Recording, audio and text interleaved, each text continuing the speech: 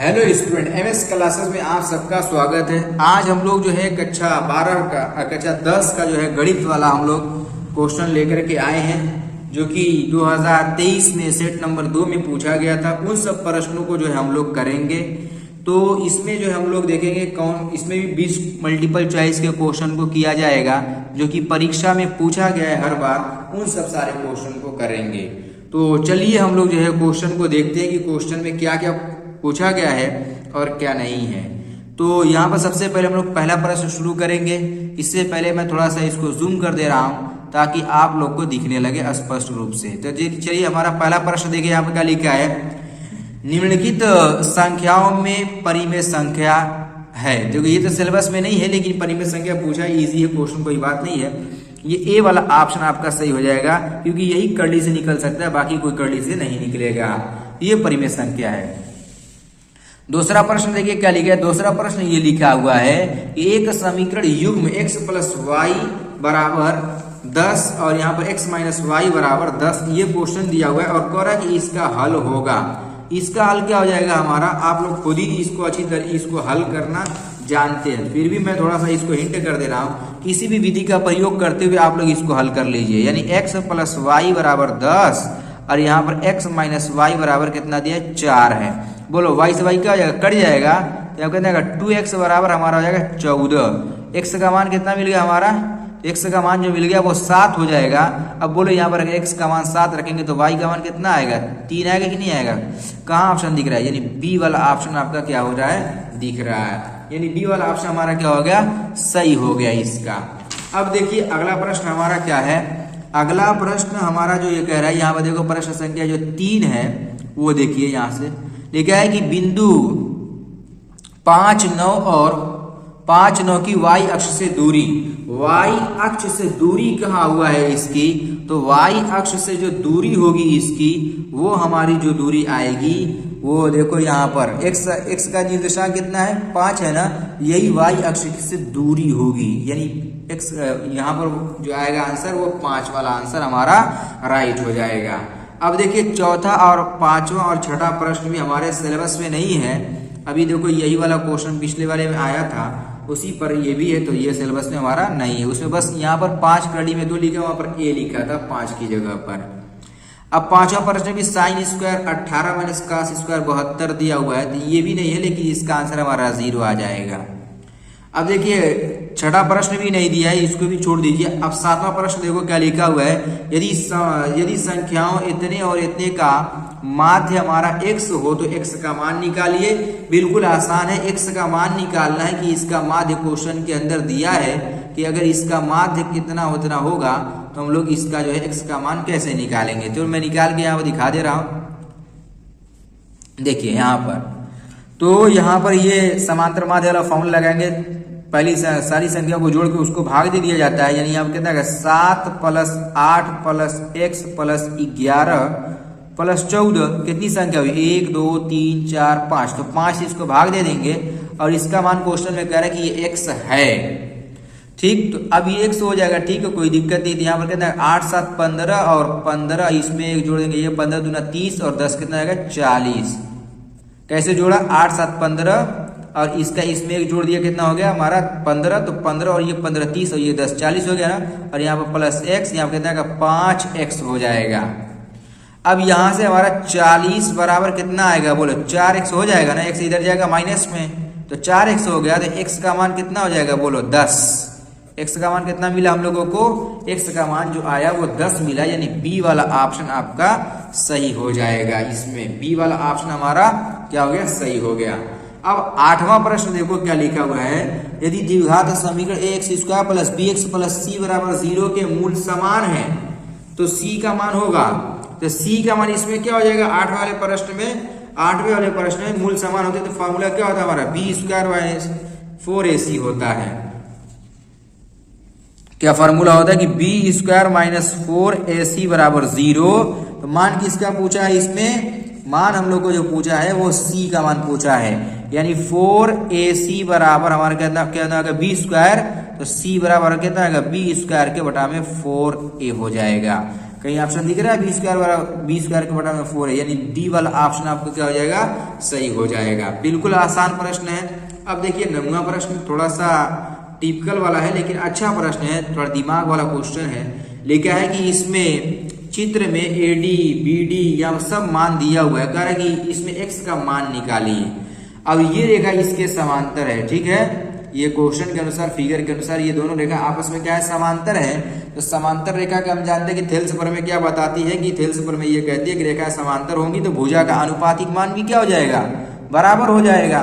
तो यहाँ पर हम लोग लिख देंगे कि x प्लस 3 के बटा में यहाँ पर कितना आएगा कि 3x प्लस 19 बराबर यहाँ पर हो जाएगा x के बटा में 3x प्लस 4।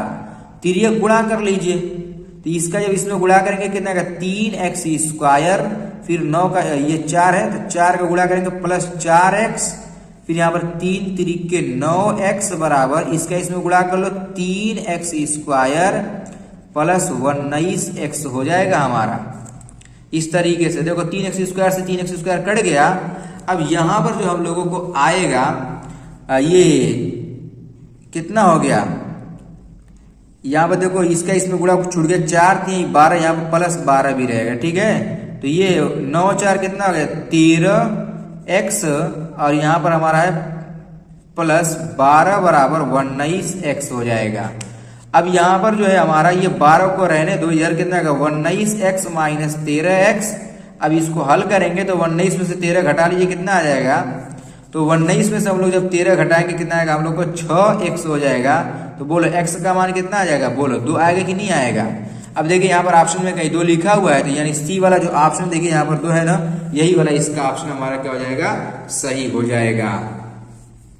अब देखिए इसका जो 10वां प्रश्न है वो क्या कह रहा है, लिखा है 1 से 10 तक के धनात्मक पूर्णांक 1 से 10 तक के धनात्मक सम संख्याओं का समांतर माध्य होगा। सम संख्याओं का समांतर माध्य पूछा किसका, धनात्मक भी रहना चाहिए। ये धनात्मक कितना 2 4 6 8 और 10, ये धनात्मक हो गया। कितनी संख्या हुई 1 2 3 4 5, तो 5 यहाँ से भाग दे देंगे। अब जोड़ लो कितना आ जाएगा 10 8 18 6 24 4 24 4 28 2 30, 30 के बटा में 5 कितना हो जाएगा, कट करके हमारा जो आएगा वो हो जाएगा 6। अब देखो ऑप्शन में कहीं 6 दिख रहा है, यानी डी वाला ऑप्शन हमारा क्या है, सही है, इसी में 6 दिया हुआ, यही वाला सही हो गया बस। अब यहाँ पर देखो 156 का अभाज्य गुणनखंड होगा, 156 का अभाज्य गुणनखंड, तो कैसे हो जाएगा 156 का अभाज्य गुणनखंड। 156 को हम लोग डिवाइड कर देंगे 2 से, 2 से करो 2 7 14 2 8 16, फिर 2 से करिए 2 3 6 और यहाँ पर 2 9 18, कितने से हो जाएगा 3 से, तो 3 1 में 3 3 3 के 9, फिर यहाँ पर आएगा 13 से। तो इसको क्या लिख सकते हैं कि 2 गुणे 2 गुणे 3 गुणे 13, इसको हम लोग लिख सकते हैं कि 2 की घात 2 गुणे 3 गुणे 13 लिख सकते हैं। तो इसका कौन ऐसा ऑप्शन कहीं दिख रहा है, तो जरा बी वाला ऑप्शन देखिए बिल्कुल इसी तरीके से दिख रहा है। आप लोग हल करके चेक करिए, बिल्कुल आपका आंसर एकदम सही आएगा, कभी गलत आने की संभावना नहीं। सही तरीके से बस हल करिए तो आंसर भी बिल्कुल सही आएगा। अब 12वां प्रश्न देखिए क्या लिखा है कि एक वर्गीकृत आंकड़ों का माध्य और बहुलक 24 और 12 है, तो इसका माध्यक होगा। माध्यक क्वेश्चन के अंदर पूछा, अभी पिछले सेट में हम लोग इस पर क्वेश्चन लगाए हुए थे कि माध्यक का फॉर्मूला क्या था। माध्यक का फॉर्मूला होता है बहुलक प्लस 2 माध्य के बटा में 3, ये फॉर्मूला होता है। मैं यहीं पर जो है लिख दे रहा हूँ, चलो थोड़ा सा इसको इस तरीके से करके लिख दे रहा हूँ। देखिए कौन सा क्वेश्चन था हम लोग का 12वां ना, तो देखिए 12वां ये है हमारा क्वेश्चन। फॉर्मूला क्या था, बहुलक बराबर यहाँ पर हो जाएगा, बहुलक नहीं माध्य क्वेश्चन पूछा है ना, तो माध्य बराबर माध्यक है, तो माध्यक बराबर हमारा हो जाएगा बहुलक प्लस 2 गुणे माध्य के बटा में 3। बहुलक कितना है हमारा, देखो यहाँ क्वेश्चन में माध्य और बहुलक, पहले माध्य फिर बहुलक है, तो यहाँ पर क्या आएगा 12 प्लस, अब 24 दूना कितना आएगा 48 हो जाएगा और बटे में 3 हो जाएगा, और यहाँ पर कितना आएगा 60 के बटा में 3, यानी कितना आएगा हमारा 20 आ जाएगा। कहीं ऑप्शन में 20 दिख रहा है, तो बी वाला जो ऑप्शन है वही 20 है हमारा। 12वें का क्या हो जाएगा 20 हो जाएगा। अब देखो यहाँ पर 13 वाला प्रश्न हमारे सिलेबस में नहीं है, इसमें के का मान निकालने के लिए क्वेश्चन कह रहा है कि लिखा है कि अपरिमित रूप से अनेक हल हैं। तो अनेक हल के लिए हमारा फॉर्मूला क्या होता है, इसमें अनेक हल के लिए जो फॉर्मूला हम लोगों को मिल जाएगा, ये a1 के बटा में a2 बराबर b1 के बटा में b2 not equal to c1 के बटा में c2। ये हो जाएगा हमारा अनेक हल के लिए फॉर्मूला। आप लोग को इस तरीके से जो है मिल जाएगा। अब इसमें क्वेश्चन कह रहा है कि इसमें जो है ये अपरिमित रूप से अनेक हल है, तो इसमें के का मान निकालिए। के का मान हम लोग को निकालने के लिए क्वेश्चन में कह रहा है, तो के का मान आप लोग जो है बिल्कुल आसानी के साथ निकाल सकते हैं कि कैसे के का मान निकला, क्योंकि अनुपातिक मान यदि अगर मालूम रहेगा तो कोई भी इस क्वेश्चन को जो है हल कर सकता है। यहाँ पे देखिए अनेक हल के लिए अनंत हल क्वेश्चन का है, तो अनंत हल के लिए हमारा ये नॉट इक्वल टू नहीं होता है, ठीक है सही तो लिखे हैं, ठीक है तीनों बराबर होता है। अब यहाँ पर मान रख दीजिए, यहाँ से कितना आ जाएगा 2 के बटा में, यहाँ पर जब हम लोग मान रखेंगे तो यहाँ से कितना हो जाएगा, कौन सा क्वेश्चन था हमारा 13 वाला, ठीक है। तो यहाँ से हम लोग मान रखेंगे तो कितना आएगा 2 के बटा में, देखो यहाँ से रखेंगे ये वाला है हमारा कि 2 के बटा में 4 बराबर यहाँ पर रहेगा 3 के बटा में y बराबर यहाँ पर रहेगा कि -5 के बटा में -10। अब दोनों में से किसी को ले सकते हैं, 2 से 2 ये कट जाएगा, 2 दूनी 4 हो जाएगा, 1 बटा में 2 बराबर 3 के बटा में y। तो y का मान यहाँ से कितना मिल जाएगा 6 हो जाएगा ना। बिल्कुल इजी है ये वाला 6 वाला, ये पता नहीं कि सिलेबस में से हटा हुआ है, इसमें दिखा रहे कि हटा हुआ है। अब देखिए 14 वाला प्रश्न ये हमारे सिलेबस में नहीं है, लेकिन इसका 1:4 आंसर आएगा, ठीक है। अब देखिए 15 वाला लिखे cos a बराबर 5 के बटा में 7 के बटा में 25, तो 10a प्लस cot a का मान है। 10a प्लस cot a का मान हम लोग को निकालना है कि इसमें कौन सा इसका मान जो है हमारा राइट हो जाएगा। तो इसको भी जो है हम लोग हल करके चेक कर ले रहे हैं कि इसका कौन सा ऑप्शन हमारा क्या होगा राइट हो जाएगा। तो आइए जो है देखो यहाँ सबसे पहले त्रिभुज बना लिया जाएगा, त्रिभुज बना करके ही हम लोग हल करेंगे। देखो यहाँ पर क्वेश्चन में लिखा है ये कि cos a, तो cos का अनुपात क्या हो जाएगा, त्रिभुज बनाइए तो cos का अनुपात क्या हो जाएगा, लंब के आधार के बराबर क्या होता है कर्ण। आधार कितना हमारा आ गया, यहाँ पर आधार हो गया हमारा 7 और कर्ण कितना है 25। बोलो ये लंब कितना आएगा 24 आ जाएगा आपका। आप जो है पाइथागोरस प्रमेय लगाइएगा तो पाइथागोरस प्रमेय से आप लोग का ये निकल जाएगा बिल्कुल इजी तरीके से। अब हमारा जो क्वेश्चन कह रहा है वो देखिए यहाँ पर लिखा 10a, तो 10a का अनुपात क्या होता है, 10 बराबर क्या होता है हमारा लंब के बटा में आधार। तो लंब कितना हमारा 24 के बटा में 7 प्लस, और काट है तो काट का आधार के बटा में लंब यानी 7 के बटा में 24 हो जाएगा। अब इसी को लसा ले लिए तो 24 का 7 में गुणा कर लीजिए, कितना आ जाएगा, कितना आ जाएगा लसा 168 आपका लसा हो जाएगा। 7 चौक 28, 7 दूनी 14 4, 7 दूनी 14 2 16, ठीक। अब इसको काटेंगे कितना आएगा 24 आएगा, 24 का 24 में गुणा करेंगे 576 हो जाएगा, फिर प्लस ये कितना आएगा 49। यानी आंसर अगर देखें तो हम लोग को मिल जाएगा यहाँ से 625 के बटा में 168, यानी डी वाला ऑप्शन हमारा क्या हो जाएगा राइट हो जाएगा। 625 इसी में दिया है और बटे में 168 भी। अब देखिए 16 नंबर वाला प्रश्न क्या लिखा हुआ है कि यदि दो वृत्तों की त्रिज्याएं क्रमशः 4 और 3 सेंटीमीटर, तो इनकी वृत्तों का क्षेत्रफल के बराबर के वृत्त का त्रिज्या कितनी हो जाएगी। तो ये हमारा 5 इसका आंसर आएगा, ठीक है ना।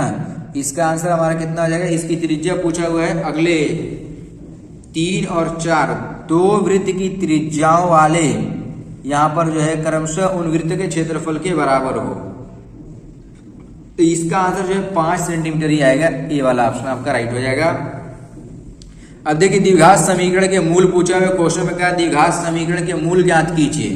अब इसका आसान तरीका मूल को ज्ञात कैसे करेंगे हम लोग, तो हम लोग जानते हैं कि फॉर्मूला होता है हमारा, इसको तोड़ लेंगे, यह हो जाएगा हमारा कि एक्स स्क्वायर माइनस पे ब्रैकेट लगा लेंगे, इस 10 का गुणनखंड करेंगे, गुणा करने पर 10 आ जाए, जोड़ने घटाने पर 3, तो कितना आएगा 5 दूनी 10, यहाँ कितना आएगा 5x माइनस 2x माइनस 10 बराबर 0। यहाँ पर x square minus 5x plus 2x minus 10 बराबर 0। यहाँ से x को कॉमन करेंगे तो x माइनस 5 प्लस 2 को कॉमन करोगे तो x माइनस 5 हो जाएगा, होगा ना। बराबर 0, x माइनस 5 और यहाँ पर क्या जाएगा x प्लस 2 बराबर 0। अब इसमें से दोनों को बारी बारी अगर हल करेंगे तो यहाँ से बोलो x का मान कितना आएगा 5 और दूसरा मान कितना आएगा माइनस में 2। कहीं ऑप्शन में दिख रहा है? तो देखो बी वाला ही ऑप्शन हम लोग को इस तरीके का दिख रहा है। ये हमारा 17वां प्रश्न था। अब देखिए इसका आगे का प्रश्न क्या कह रहा है। 18 नंबर वाला प्रश्न देखो, यहाँ से 18 नंबर का जो क्वेश्चन है वो क्या कह रहा है, लिखा है कि यदि समतल मैदान पर एक मीनार की छाया की लंबाई उसकी ऊंचाई की करनी में 3 गुना है तो सूर्य का उन्नयन कोण होगा। सूर्य का उन्नयन कोण क्वेश्चन के अंदर पूछ रहा है। देखिए इसका कैसे फिगर बनेगा। जैसे यहाँ पर ये हमारा क्या है, हमारा क्या है मीनार है और ये हमारी क्या हो जाएगी छाया। इस तरीके से बनेगा ना, ये छाया हो गई। क्वेश्चन कह रहा है कि मीनार और छाया की लंबाई, तो छाया की लंबाई हमारी जमीन पर ये वाली और मीनार हमारा कितना है, मान लिया कि मीनार 1 है तो छाया की लंबाई कितने है, करड़ी में 3 हो जाएगी। ये लिखा क्वेश्चन करें कि कितने डिग्री का कोण बनाएगा थीटा। तो हम जानते हैं कि टेन थीटा बराबर लंब के बटा में आधार यानी 1 बटा में करड़ी में 3। ये फार्मूला हो जाएगा टेन थीटा बराबर 1 बटा में करड़ी में 3। और ये टेन के किस कोण के बराबर होता है, तो हम जानते हैं कि ये जो होता है हमारा टेन 30 के बराबर होता है। यानी थीटा का मान जो हम लोग को मिलेगा वो कितना हो जाएगा 30 डिग्री हो जाएगा। अब देखिए कहीं ऑप्शन में 30 डिग्री लिखा है तो सी वाला जो ऑप्शन हमारा जो दिया है वही 30 डिग्री है। यानी यही सी वाला ही ऑप्शन हमारा क्या हो जाएगा, राइट हो जाएगा। अब देखो जो 19वां और 20वां प्रश्न है ये क्या हमारे सिलेबस में नहीं है तो हम लोग जो है इसको नहीं पढ़ेंगे, तो इसको रहने देते। अगर आप लोग को आ रहा है तो कर लीजिएगा, नहीं तो कोई बात ही नहीं। तो चलिए अब इसके अलावा हम लोग और इसके प्रश्नों को करेंगे अगले लेक्चर में।